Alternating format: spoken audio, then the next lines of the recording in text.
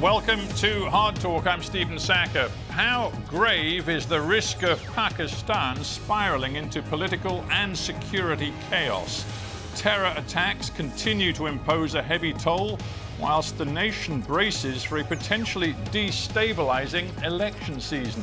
And at the heart of the political turbulence, my guest today, former Prime Minister Imran Khan, currently facing close to 200 charges which threaten his PTI party's ability to mount an electoral challenge. Has Pakistan's populist political star been outmaneuvered by the generals who once backed him?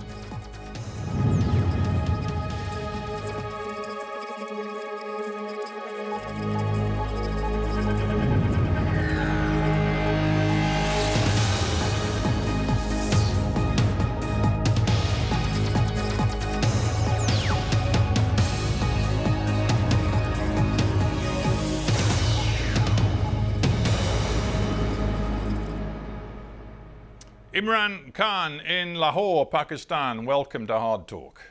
From the outside, Mr. Khan, it looks as though a legal noose is tightening around your neck. Does it feel that way to you? Yes, Stephen, it's been like that for a while, ever since I was out of power 14 months, 15 months ago.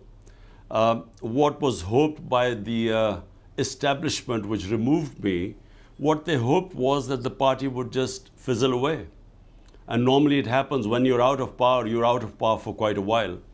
But instead what happened, the most unusual thing in this country, that the party's popularity kept growing. And then in the by-elections that took place, out of 37 by-elections, my party swept 30 of them. And this is despite the establishment backing the government parties. So since then, the attempts are being made to knock me out of the game.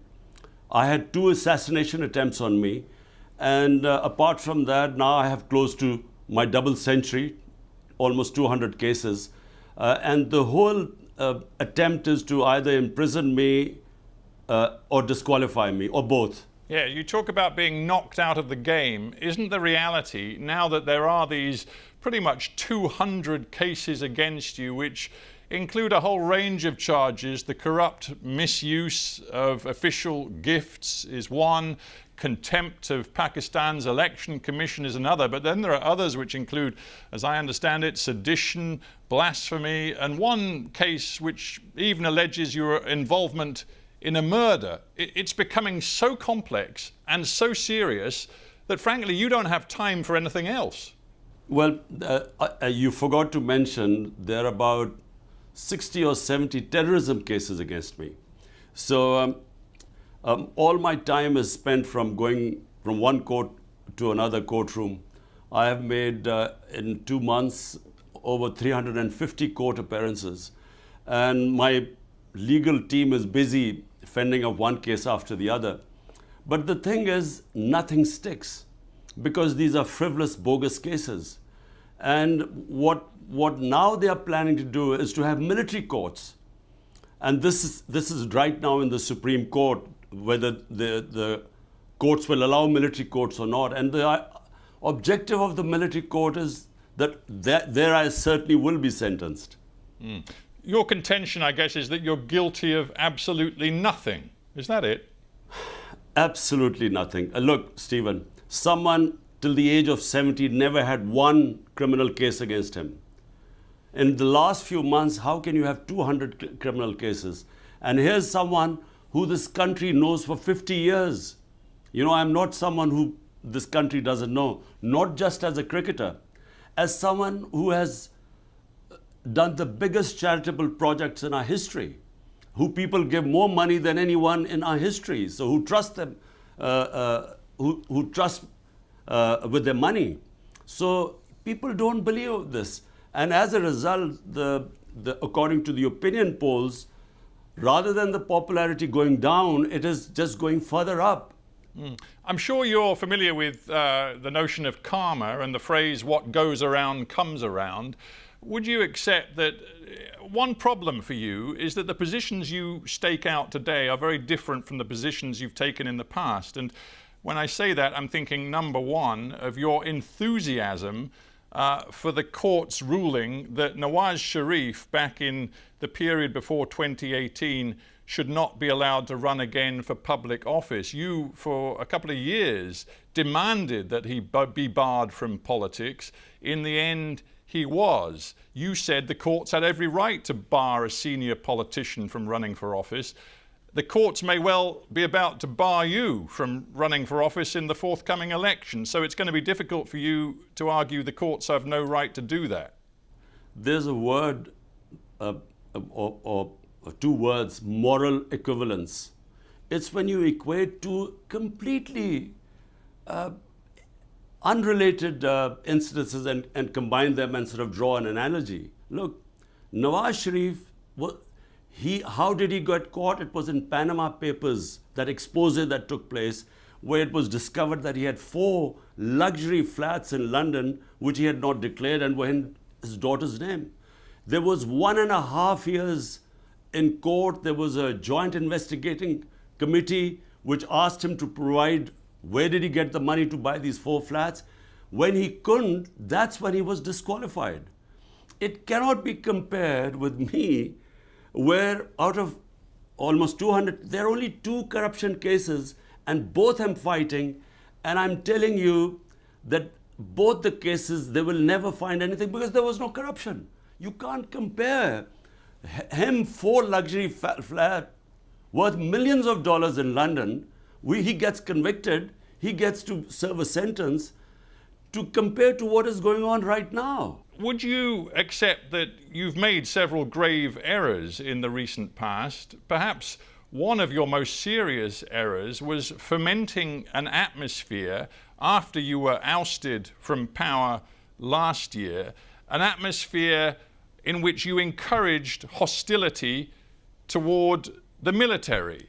And when you were arrested in May of this year, your supporters immediately took to the streets in violent protest, which included violence directed against military targets, including the house of one senior general.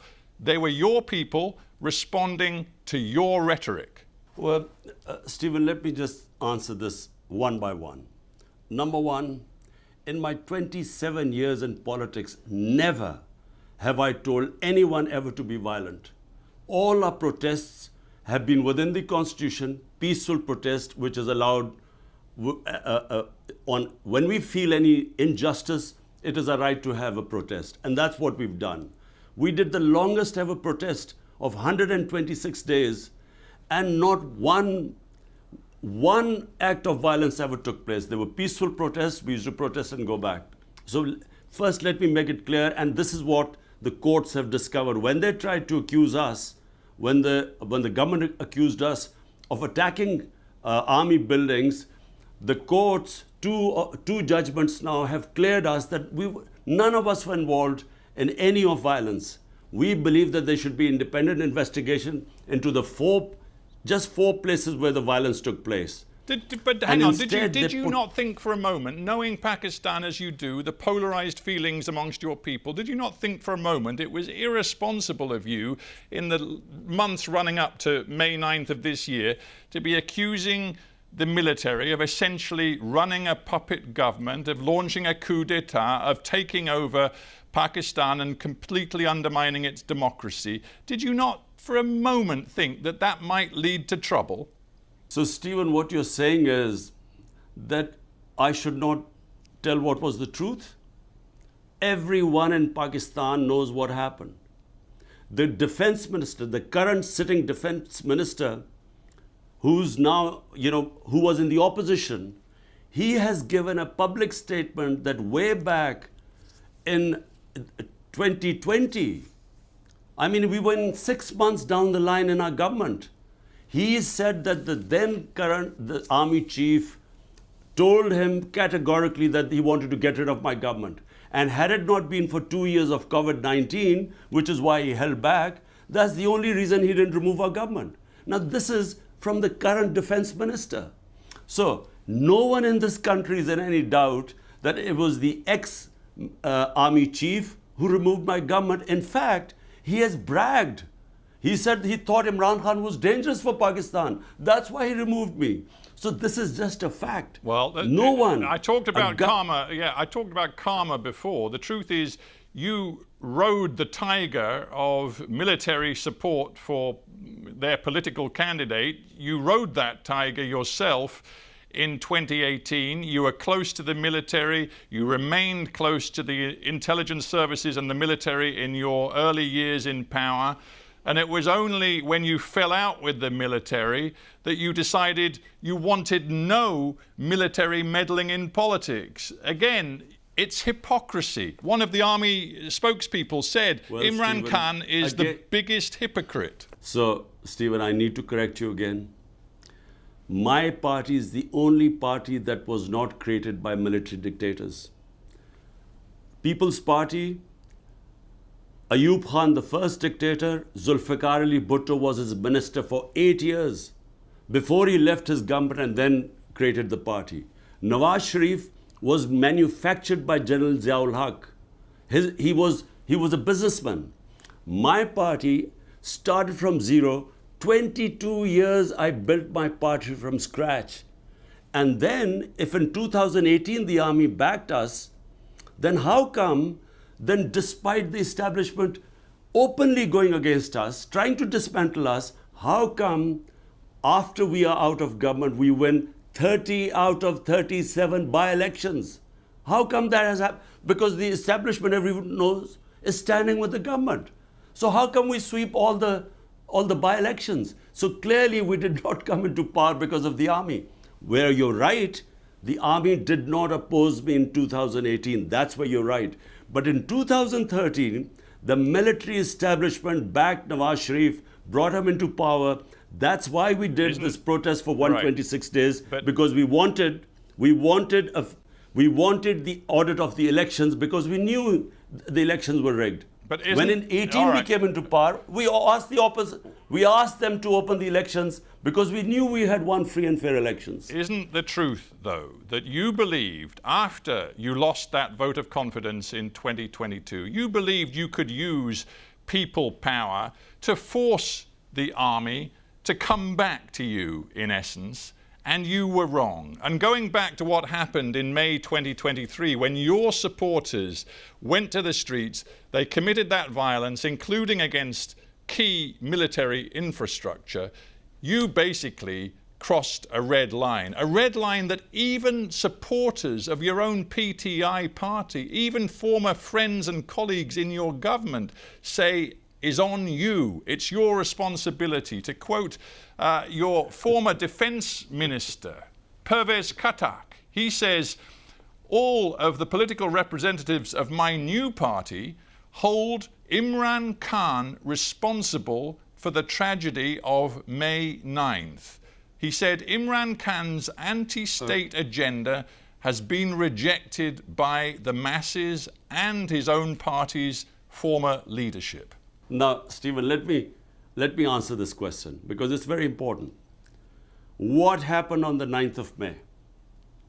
On the 9th of May, I'm sitting in the precincts of the Islamabad High Court. I'm on bail of these many cases, so there was no case on me. I get attacked by the commandos, not by police, by commandos. There are visuals which have gone all over the world. I was attacked. My guards were beaten up, and I was abducted from there, confirmed by the Supreme Court, unlawful and unconstitutional. So what did you think the supporters would do? When they saw the army, the commandos picking me up from there, was there not going to be a protest? But remember, when I was shot and 12 of my other people were wounded, 1 dead, despite that there was no burning, there was no arson. There were peaceful protests, but there were protests without any arson. So how come, this is the big question, when they see me being dragged like the head of the biggest party, abducted, there was going to be a reaction. Now, point is, Were we involved in the arson? Arson only took place in 4 buildings. Okay. They put 10,000 of our workers in jail. Now, Stephen, you've got to listen to this. This is very important. This was all pre-planned. The way the police could have picked me up. Why did they need commandos to pick me up and beat everyone up? Because they wanted a reaction.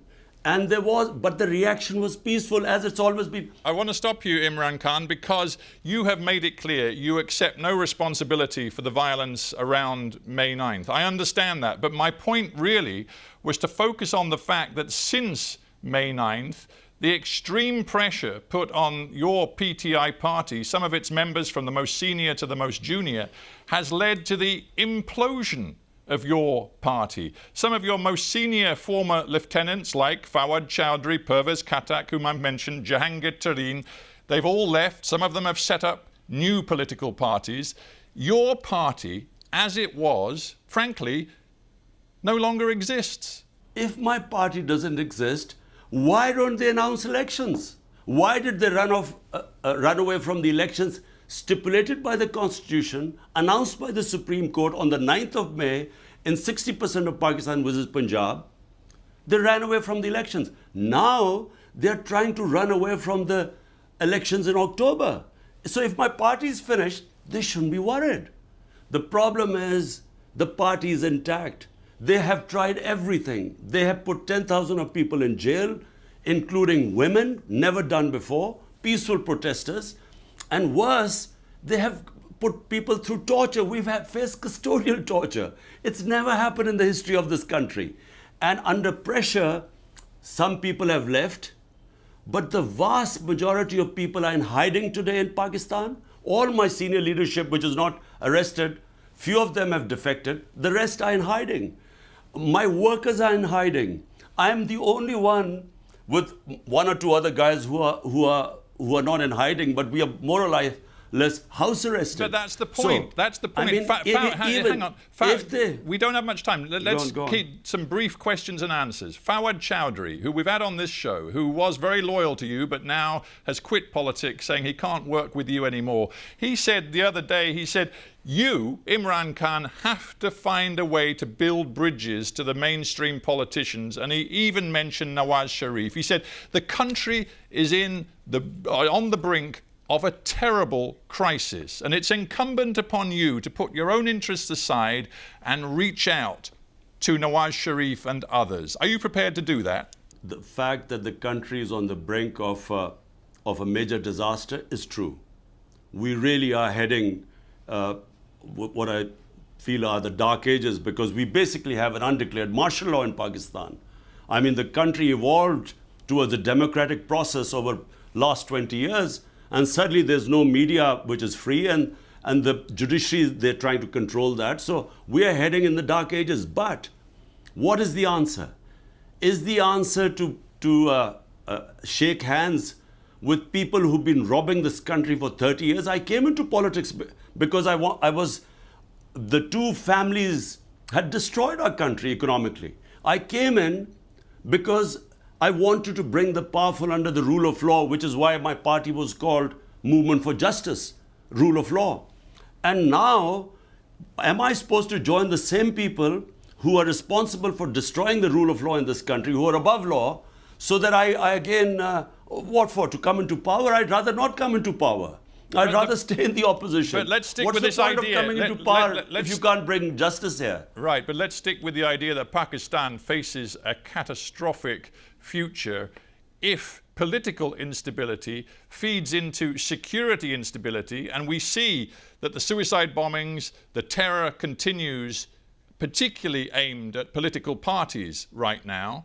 And also we see a potential economic catastrophe with an IMF bailout which just stopped the country defaulting, but which nonetheless leaves Pakistan in a parlous position. Your country can't afford the political chaos that will come if you try to run in the forthcoming election. It just can't afford it.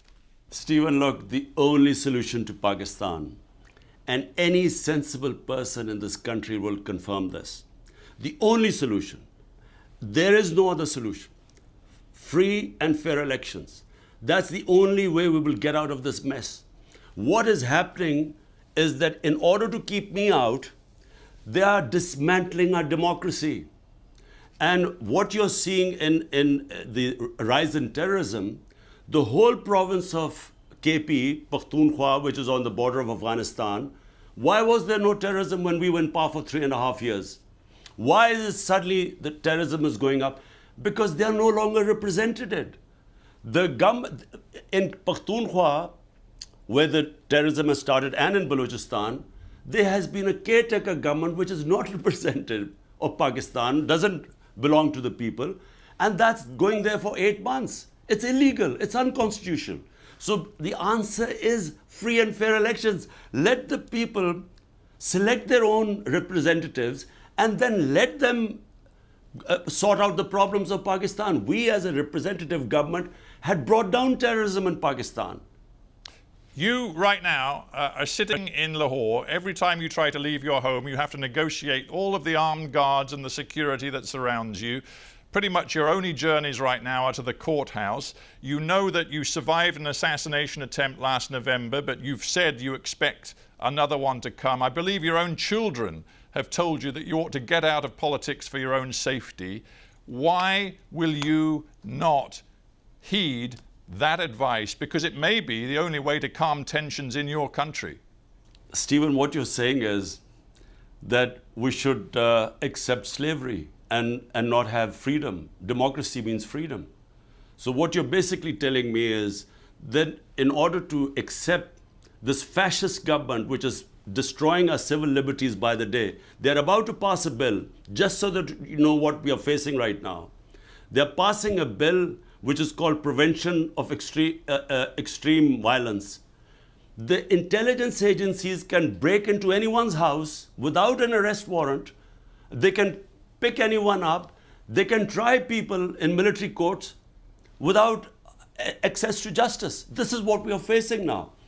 Unfortunately, the country has been taken over by fascists and they are petrified of elections. Reason why I'm suffering is because they know that elections we would win, hands down. And because of that, they are not only dismantling our democracy, it means we should accept that we don't have any freedom. How can we accept that? You've made a series of allegations. You've made a series of allegations about this government, which of course the current Pakistani government would absolutely deny. But what is clear is that if elections are to be held this year, you have a choice. You either try to run or you back off because it could send Pakistan over the edge. What are you going to do? What will save Pakistan are free and fair elections. Stephen, make no mistake about it, because that will give it political stability, a government backed by a public mandate. If it comes in for 5 years, will give us political stability, and that will then give us economic stability. At the moment, there is no political stability and the economy is just tanked. And this terrorism is an offshoot. Right. When there's no representation of people, when they are being ruled by a center which has no idea how to deal with things as things deteriorate. So look, what you're basically saying is that I should just leave these guys alone and look after myself.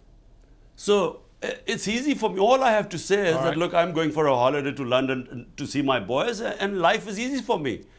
But look, I mean, I am the first generation of Pakistanis which grew in an independent country. My parents grew up in colonial India.